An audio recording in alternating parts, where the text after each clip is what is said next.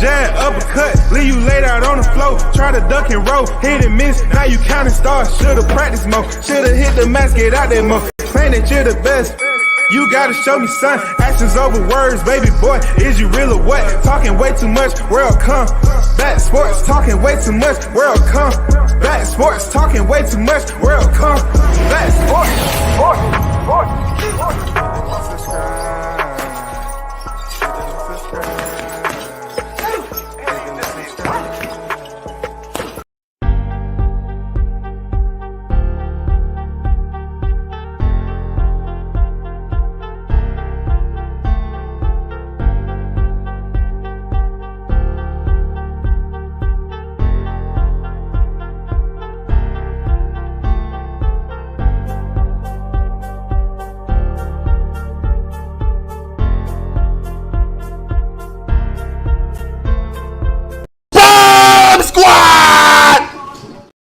What's good? Shout out to the hottest chat in the MF game. A-Side official. No negotiation needed, period. You already know. WCS back with another one. Yes, this is not about boxing. We can talk about that tomorrow once the weigh-ins hit the scales and we see what's popping off for the entertainment value. But now I want to talk about the YSL trial that's just been a cloud cover over the ATL. You know what I'm saying? It's been going on for quite some time. I'm not gonna lie to you. If y'all don't know Jeffrey Williams, aka Young Thug, he was indicted May 9th, 2022, right? His trial didn't begin till November 27th, 2023. All right. So the trial's been going on, as you probably witnessed. There've been witnesses. Man, they're on trial for RICO. And some of everybody that was supposedly included have been taken in, and you know you're going to have the birdies and you're going to have the ones that stand 10 toes. All right? This particular live deals with a guy that was supposedly, allegedly, I got to say allegedly because the trial keeps, still going on, right? So I have to say allegedly with Kenneth Copeland, a.k.a. Woody, who allegedly was the one that informed law enforcement of the dealings of Young Thug. All right. And those of you that listen to his music, y'all pretty much know who this cat is. You know what I'm saying? Y'all might not know what YSL stand for when it comes to this court hearing, because, in the court hearing, they're going to question anything and everything as far as what are you promoting out here to the public that deals with us sending you away for this RICO. We're going to go from your name, your music, your own words, everything. So let's get down to it, man. If y'all haven't already heard, Judge Glanville allegedly, well, that wasn't alleged, he did. He basically had a private meeting with the prosecution with one of the witnesses who refused to testify, Kenneth Copeland. And you know that you can't do that. Look, you can do it if you made the defense aware of it, but this is a RICO trial. They had a meeting, y'all, with one of the witnesses that could potentially present damning evidence against Jeffrey Williams, and they had a secret meeting without the defense. This is how much they're trying to put this man behind bars. That is against the law, people. And sometimes what's against the law deems it acceptable because I did it. You know what I'm saying? They say, well, I did it. Now what? I don't think this is going to go over well. There's no way that you can have a meeting with one of the key witnesses without informing the defense, and then you attempt to punish the attorney who made you aware that they found out that you was having a private meeting with a key witness to this case. And now you're upset because Brian Steele, aka Brian the Steel Balls, you should call him Mr. Steel Balls, because the judge gave him 5 minutes. He said, I'm gonna give you 5 minutes to tell me who informed you of that information. And the attorney for Jeffrey Williams said, I don't need 5 minutes. He's not telling. The judge locked him up. The judge locked him up, y'all. If that is not standing on the code of ethics as an attorney and the confidentiality between attorney and client or whoever informed him of that information, I don't know what is. But let's get down to it. The judge overseeing the criminal racketeering case against Young Thug ordered the Atlanta rapper's lead attorney to be taken into custody Monday and held in contempt after he accused the judge and prosecutor of an improper meeting with the key witness in the case. Brian Steele, the attorney of Jeffrey Williams, a prominent Atlanta criminal attorney, was escorted from the courtroom by Fulton County Sheriff Deputy after he confronted Fulton County Superior Court Judge Glanville about a private meeting the judge and prosecutors held Monday morning with Kenneth Copeland, without the defense being present or informed, an alleged associate of Young Thug and star witness in the case conspiracy. This was Kenneth Copeland, who they had a meeting with. Judge Glanville had a meeting along with the prosecutors who did not inform the defense of this meeting, and they had a meeting with Kenneth Copeland and pretty much told him what we're going to read further down. It says, approaching the lectern after an afternoon break, Steele told the judge that an unnamed source had provided him details of the meeting between Glanville, prosecutors, and Copeland. A sworn witness who was jailed Friday for contempt after he refused to testify in the case. So just to spin y'all up, Kenneth Copeland, he decided he didn't want to testify. He's a key witness now. He said, I'm not going to testify because probably they on his neck. And the judge held him in contempt. Not only did he hold him in contempt, he pretty much was able to get with the prosecution to have this key witness in a private meeting and pretty much gave him an ultimatum. You know, ultimatums, sometimes, they're legal and sometimes they ain't. In this case, it's not. Okay? The article goes on to say, Steele alleged that Copeland reaffirmed his refusal to testify during the Monday meeting and that Glanville and prosecutors told Copeland he could be jailed until the end of the trial if he refused to cooperate. He said the conversation prompted Copeland to change his mind and take the witness stand Monday. Okay? Now, you all know where this is going. This is coercion 1000%. And you know that's not going to fly. Of a case of this magnitude, it's not going to fly. It goes on to say, if that's true, witness intimidation, ex parte communications that we have a constitutional right to be present for, Steele told Glanville. How did you come upon this information? Who told you? The judge asked Steele. Attorney Steele refused to divulge his source, claiming it violated attorney-client protection and work product privilege. Glanville ordered him held in criminal contempt and taken into custody. All right? This is not some tyro of an attorney that just, passed his bar exam. He is a prominent defense attorney down here in Atlanta. It goes on to say, the judge later allowed Steele to return to the courtroom as proceedings continued, but said he would jail him if he did not divulge his source. You will go into custody at 5 o'clock today or whenever we finish if you don't tell me, Glanville warned. Late Monday, after hearing arguments from Steele's attorney, Glanville sentenced Steele to 20 days in the Fulton County Jail, y'all. 20 days just because he did not, like, this is all over the airways for several days now. You know what I'm saying?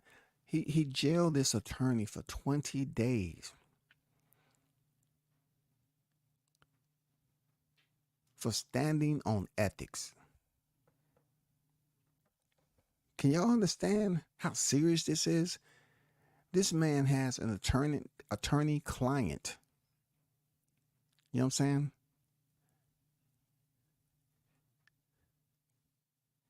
saying? Can you just think, if you're doing everything right and still, attorney Steele, it said it violates the attorney-client protection and work product privilege. But Judge Glanville seemed like that didn't matter. That didn't case. This is what they call in cliche terms above the law. The magnitude of this case right here, and for a judge to jail the attorney of Jeffrey Williams, aka Young Thug, just because he couldn't get the information. He could not get the information on who told him about this ex parte. Ex parte means biased. It's a biased meeting because the defense wasn't present. He wasn't the one. Attorney Steele wasn't the one who violated the law. But since he made the judge aware that he violated the law, then he returned and said, I'm going to enforce my power. I'm going to show you that the scales of power, they're not equal. And that's what we see that's going on right here. After he sentenced Attorney Steele to 20 days, y'all. Let's carry forward with this. He was jailed Friday for contempt after he refused to testify in the case.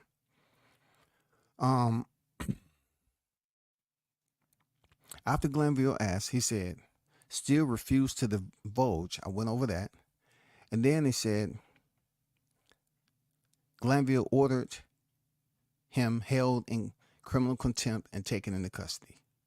All right. The judge later allowed Steele to return to the courtroom as proceedings continued, and then issued another ultimatum. He said, you will be jailed if you don't tell me by the end who gave you the information. Can you imagine the person, that attorney, divulging that information? His life is done. He don't have any safety. If he violates that code, his career is going to take a hit, and he's going to definitely take a hit. And that may be something on a whole nother level. So,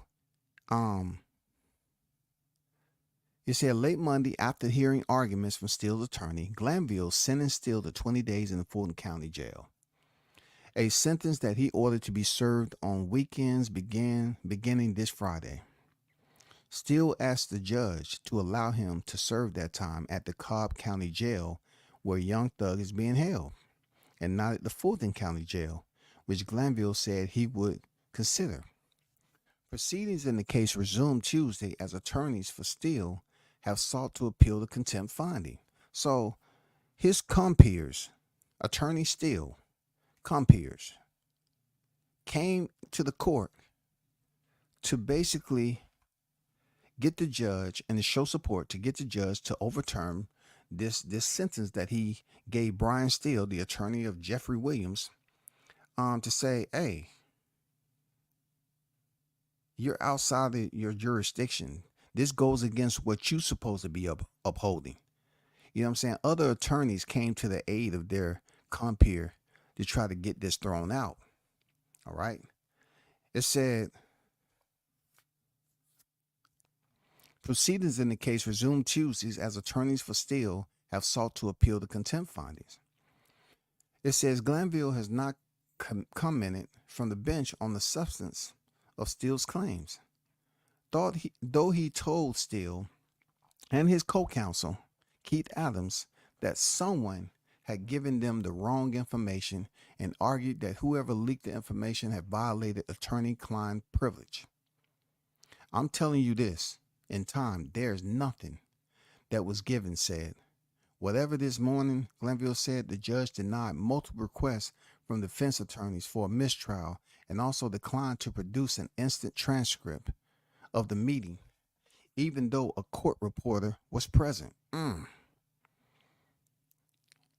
Adrian Love, an assistant Fulton County district attorney and the lead prosecutor on the case, also denied any wrongdoing, stating for the record that the meeting between the judge, prosecutors, and Copeland had been held to address the contempt claims against Copeland. Listen, so the meeting did happen. The meeting did happen. So what they're saying is, okay, we had a meeting with Kenneth Copeland, and it's just to tell him, in the most strictest manner, that if you don't testify, you're gonna be held in jail or whatever to the end of this trial. Which why wasn't the defense informed of this meeting? So the meeting did take place. And if the court reporter was there, it should be a transcript of what went on in the meeting. But of course, they're not going to get that. They're not going to get it.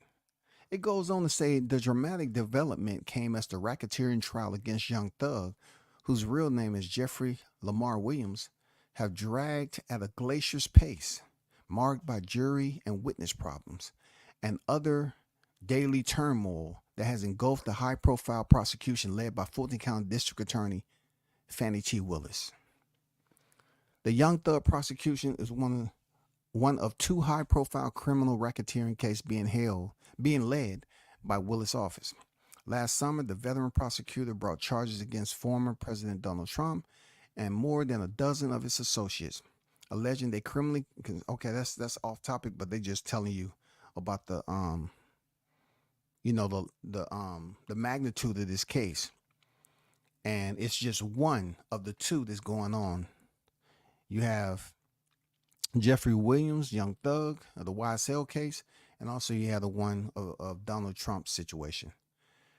The article goes on to say Young Thug and 27 other associates, y'all, were charged in May 2022 as part of a sweeping grand jury indictment that alleged the rapper and his associates was member of a violent criminal gang in Atlanta.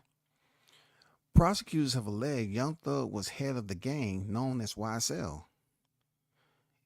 And it's been, said that this name has two meanings, And they trying to say street-wise, it's called Young Slime Life, and the other one's called Young Stoner Life, which they're basically making this known in the court.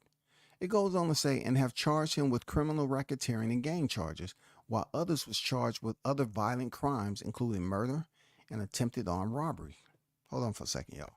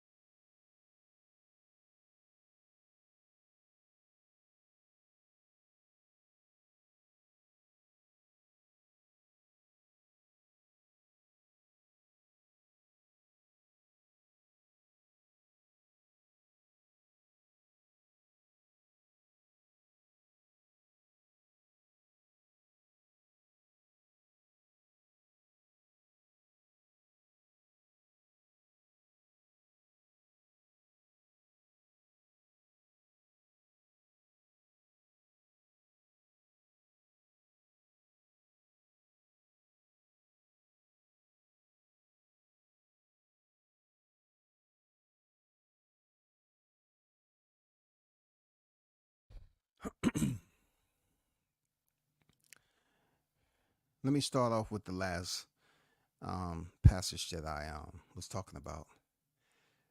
Shout out to everyone that's in the chat. Shout out to Christopher White in the building. Salute to you. Bruce Gas, the OG, on deck. Arnold Brown on deck. Salute to you. So it says prosecutors have alleged Young Thug was a head of the gang known as YSL or Young Slime Life, and in quote, I'm quoting this, and have charged him with criminal racketeering and gang charges, while others was charged with other violent crimes, including murder and attempted armed robbery. And this is via the Washington Post, the articles I'm on, the article that I'm reading from, right? It says Young Thug's attorney have countered by claiming YSL is merely a record label and have attacked prosecutors for introducing Young Thug's lyrics as evidence at trial, arguing his rhymes was merely artistic expression, not literal recounting of criminal acts. Several of those indicted in the case ultimately entered guilty pleas or have had their case severed. Currently, Young Thug and 5 alleged associates are on trial, which has been marked by constant delays. Now, they're not lying. This has been marked by constant delays, but it's on. It's the biggest topic. It's a huge case, and you would think, when Thug, as we call him down here in the A, as Thug was out here making music and so forth, you didn't think he had any more power than anybody else if you wasn't part of that street life. But once he went to trial, it seemed like this guy was, the king of ATL. Like he definitely had some power in these ATL streets. He's definitely influenced a lot of people, and the lengths they're trying to go to make sure he doesn't see any type of freedom is incredibly, it's going against the grain in so many ways, allegedly. But this is one of those cases going to be on the docket for quite some time. And like I said, for them to have a private meeting with Kenny Copeland just because he was refusing to testify, well, no one else from the defense really, was informed about this allegedly. You know what I'm saying? The article goes on to say jury selection began January 2023, followed by opening statements on November 27, more than 10 months later. Tuesday marked the 89th day of testimony, with prosecutors less than halfway through. They're less than halfway through, y'all. Their proposed witness list. It is already the longest criminal trial in Georgia history, with some defense lawyers warning the proceedings could last well into 2025. Can you imagine the money? I mean, who's paying for this? This is incredible.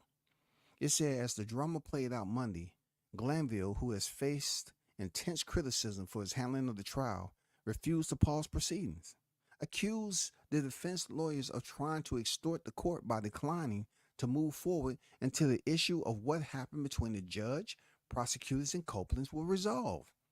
Now, don't y'all think that's fair? It's not all fair in court of law. That ain't it. But don't you think that's fair for them not to go forward? You know what I'm saying? Until this is figured out. This just, you got to have some code of ethics, some law of ethics, something. You know what I'm saying? It has to be something that we stand on if we in that particular situation. It said Glanville said he would not address the issue until Steele identified his source, which the lawyer repeatedly refused to do.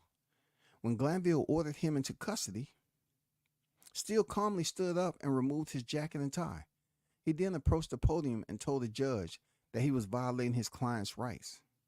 You are removing me against his will, my will, and you taking away his right to counsel, Steele told the judge before being escorted out of the courtroom. At one point, Love, the lead prosecutor, pressed Glanville to allow Steele back in the courtroom, a sign of the high stakes in this case that has done intense scrutiny for everyone involved, including the judge and Willis, who has been criticized for her decision to pursue sprawling, multi-defendant racketeering cases. It goes on to say, the developments shocked Atlanta's legal community. A group of criminal defense attorneys gathered outside the courtroom late Monday in solidarity with Steele, including Ashley Merchant, an Atlanta area attorney who chairs the State Criminal Defense Attorney Association and appears in courts to represent Steele in the contempt case. Steele's wife, Colette Steele, who is also an attorney, filed notice of an intent to appeal the order of contempt against her husband. God damn. Your wife, who also is an attorney, is representing her husband and filing a motion to remove the contempt that's against him? Ooh, ooh, ooh. It said, though Glanville argued Steele has no right to appeal or even a bond hearing. He's gotten a due process he's going to get, Glanville said. Wow. Wow. The judge said, hey, you gotten a due process he's going to get. It goes on to say he ordered Steele to jail, but said he would lift the contempt order if Steele would divulge his source. Both him and his wife are attorneys. Jeez. Ooh. And she's like, hey, we're gonna get through this together. I know for a fact I've never heard anything like this. I've never heard a husband and wife who are both active attorneys, and one of them is held in contempt and remanded to custody, and then your wife come in to request a removal of the contempt so her husband can continue with this trial. Oh, God damn. It goes on to say Chris Timmons, a former Atlanta area prosecutor who has known Steele for years, not 4 years in the number, but for years, said he was stunned by what happened Monday. Brian is one of the most ethical attorneys I know. He is deferential. He is polite. And for him to be held in contempt is crazy. This thing is off the rails. And I agree. This particular case is off the rails. And it's a lot that's going on with it, man. You know what I'm saying? Let's get to the other part of this case. You know, if you don't know who Kenneth Copeland is, there he is right there on the stand. He was refusing to testify. And after that meeting, he ended up testifying. And that's what they're saying, that why did you have a meeting with the witness without the defense even being aware of it? So this is him Monday, testifying or what have you. I don't think that's going to hold up because initially he said he wasn't going to testify. Brian Steele, this is him right here. You know what I'm saying? That is Brian Steele. Brian Steele standing on code, honor, ethics, anything you want to say. Yes, he may face repercussions, but at least his colleagues is coming to his aid. I respect that. Even in the court, right? They say we are a band of brothers, but if you stand up for the wrong thing that has certain individuals that's on a higher chain of command than yourself, more 9 times out of 10, it's gonna be repercussions and consequences. Absolutely. But granted, there are some who's willing to stand up for what is right, no matter what the level of jeopardy consists of. They will stand up for what is right. I can't say that's just the way it goes down in the military all the time. No.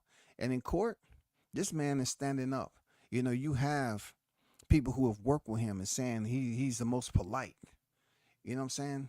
This man is representing one of the most high profile cases in Atlanta history. 20 something, that they arrested, and a lot of them had pleaded. You know what I'm saying? But they're going for the head of the snake, supposedly, and Brian Steele is standing on merit, standing on his ethics. Ooh, this is crazy. But this right here is Attorney Steele before the court saying that YSL comes from Yves Saint Laurent, the clothing brand. I thought that was kind of funny. I'm not gonna lie, but if he says that's what it is, that's what it is. And also this right here, it's not me. I'm not saying that's not the case, even though I know exactly who Young Thug is. Or like other Atlanta residents, we done seen him out in public before all this happened. We done seen him all over the A.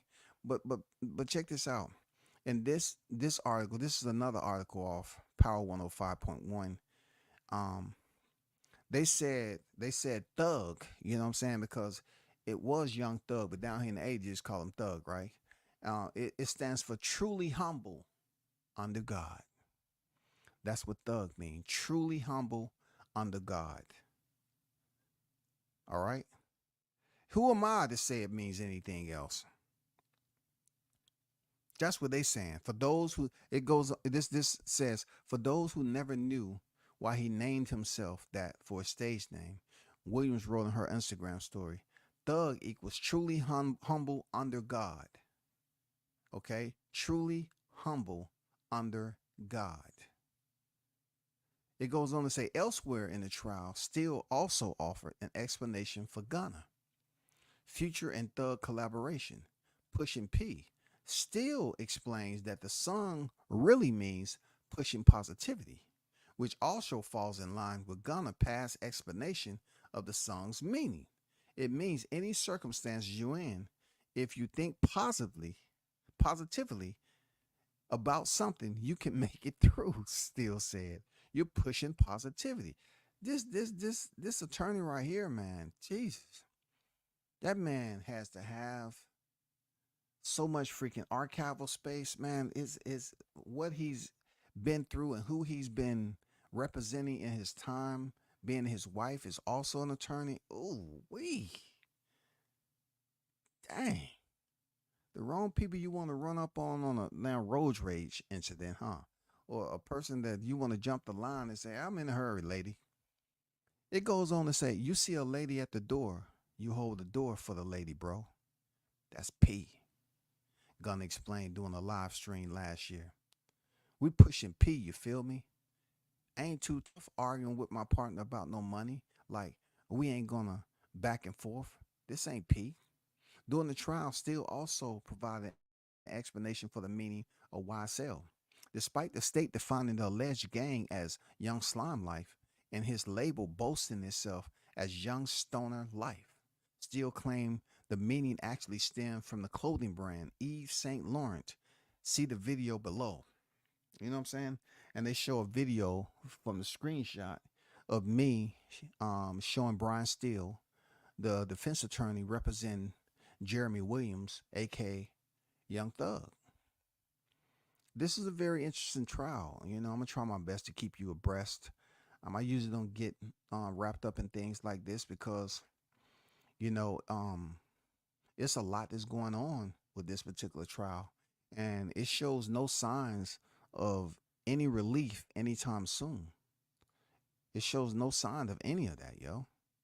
Sid, what's good? If he's truly guilty in any way, he deserves life in jail. To be a millionaire artist and still in the streets is beyond nasty work. I mean, that's your point of view. You know what I'm saying?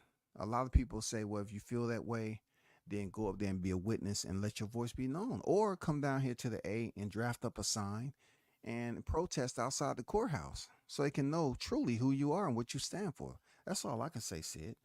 You know what I'm saying? But I understand where you coming from, but you know, not knowing entirely what this case is about to save life. Hey, it's a lot of people that's in the streets that's millionaires. There's a lot of people that's in the streets. Let's start with boxing. Okay? Let's start with boxing. It's a lot of millionaires that's in the street now. Not condoning street life, but imagine being a kid trying to hustle his way out the ghetto, competing against a millionaire artist. What hustle is he having in the street? What hustle is that? Because down here, the water boys have made their have etched their freaking presence in these streets. And you know, them same cats is, you know, on TV. I done seen them at the intersections selling high priced water. But they was out there hustling, man. And some of them young cats, you like, when are you gonna go to school?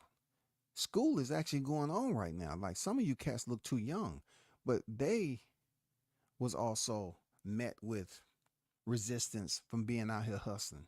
It wasn't because and they were selling high priced water. It's just they was out here getting it. And people felt like, oh man, these guys are at these intersections when you go up to 20 and they just too aggressive and too persistent. Well, they was making money. They was making money. Shout out to Sir Senior in the building. Yeah, I was watching the judge a whole problem. Man, that's crazy, man.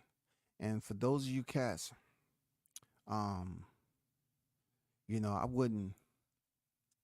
No, I'm gonna let that slide. You know what I'm saying? The DA is doing witness tampering and all this crazy. They were supposed to definitely, in my opinion, inform the defense, but none of that. And then to basically do this in secret, right? And when asked about it, right? You want to know, you want to go to the extreme in knowing who divulged the information, but yet you didn't immediately say, well, we wasn't talking to the witness trying to coerce him about doing anything. We were suggesting, oh, now he don't want to talk. Let's speak to him and let me encourage. See, encouragement takes on a different role when you're on trial. Let me encourage you. Let me encourage you, son, that if you don't go about what you was doing, with this trial testifying, we're gonna have you in jail, this, and this, and this. Possibly this dude allegedly might have had a plea or an agreement that was going on for him to testify. And then, his position and the people that he's telling on is dangerous. It's extremely dangerous. And so, he really has to think about everything, man. He has to think about everything. So, them, telling, hey, you don't do this, oh, it's gonna be hell for you. It's gonna be this. And no telling what happened allegedly. But the defense has a right to make the judge aware of it, especially if he was the one that was in the room, and for the judge not to freaking hold him in contempt for disrespect, but to hold him in contempt because he would like to know who divulged the information to him. And you can only imagine what's going to happen after then. You look, you want to talk about blackballing? You can only imagine what's going to happen if that attorney would have divulged the information, not just for the person who leaked it, but for the attorney himself. The attorney himself, his whole the integrity of him as an attorney is done. Is done. Now his life is in jeopardy. Everybody that he's concerned with is in jeopardy. He already is in a dangerous occupation anyway. You know what I'm saying? Attorneys are in a very, very dangerous occupation. They learn a lot about certain individuals who they're representing. And it may not always be, based off the Bible and doing things in the spirit of the Most High and all that. It sometimes it's helping people get off if they're guilty. But I'm not here to get into all that. Yeah, this case is going to go on and on. Potentially, they say this case may bleed over into 2025. That's a long time. And if incidents keeps going on like this, allegedly, then this case may end up being forced, into a mistrial. And we don't know what's going to happen. We just don't know what's going to happen from then. Seriously. Big Blunts and Boxing, what's good? What's good? MD Mills in the building. He say they're trying to drain thugs' resources. Yeah, that's been said, man. That's been said. MD make a good point. Is that, yeah, they're trying to drag this out to the point where he definitely would be without counsel. You know what I'm saying? I don't know how that will work. I don't know what the retainer cost is looking like. I don't know if they have some type of agreement, the defense team. But in this case, I'm pretty sure after Thug has, been in communication back and forth and trying to talk about this case with Brian Steele, he definitely don't want to switch up. He don't want to switch up to a new attorney, and they have to go through and read, and they may not have his best interests. Real talk. Like, Brian Steele is no run of the mill. He's a top-notch defense attorney. He's a top-tier defense attorney. He is well known down here in Atlanta. So this is going to get dirty. This is just the way it is. It's going to get dirty. It's going to get grimy. It's, you know what I'm saying? This is only, they haven't begin to reach the halfway point of this trial, man. And the fact that this meeting, this ex parte meeting was had, that's always going to be a point of reference to say, no, this trial, no, there's no way that this trial should still be going on, because Kenneth Copeland, he decided he didn't want to testify, but all of a sudden he comes back in Monday and he's testifying. We find out that an ex parte meeting allegedly happened. But yet Brian Steele is removed from representing freaking Young Thug, Jeremy Williams. But yet he's able to come back and represent him during the week, and then he has to serve his time on the weekend. You can only do the math with how many weekends that's going to take from that man. And also, if you didn't hear me earlier, those of you that just tuned in, Brian Steele asked to serve his time in Cobb County Jail and not Fulton County, so he can be where his client is. You know what I'm saying? That's where Jeremiah Williams is at, And once again, you're talking about little fine details. You locking me up, at least put me over there where my client is at. You know what I'm saying? It's not like Brian has to go in there. Jeffrey Williams. I was saying Jeremiah. Jeffrey Williams. It's not like he's gonna be fearing for anything in there. But Thug is not locked up in Fulton County. Fulton County is nothing to play with. I mean, no jail is nothing to play with. But Fulton County that's what you be, seeing in 60 Days In and all this stuff. Fulton County is nothing to play with, bro. But shout out to those who pulled up, as always. Shout out to y'all. You know what I'm saying? We should continue to keep this, keep these updates going. But that's Brian Steele to the right. You know what I'm saying? And that is Jeremy Williams to the left, also known as Young Thug. Salute to y'all pulling up. Big shout out to everyone who support the channel. Hit the like button on your way out. And if you select to support the channel, there go the Cash App. I'm out. Peace.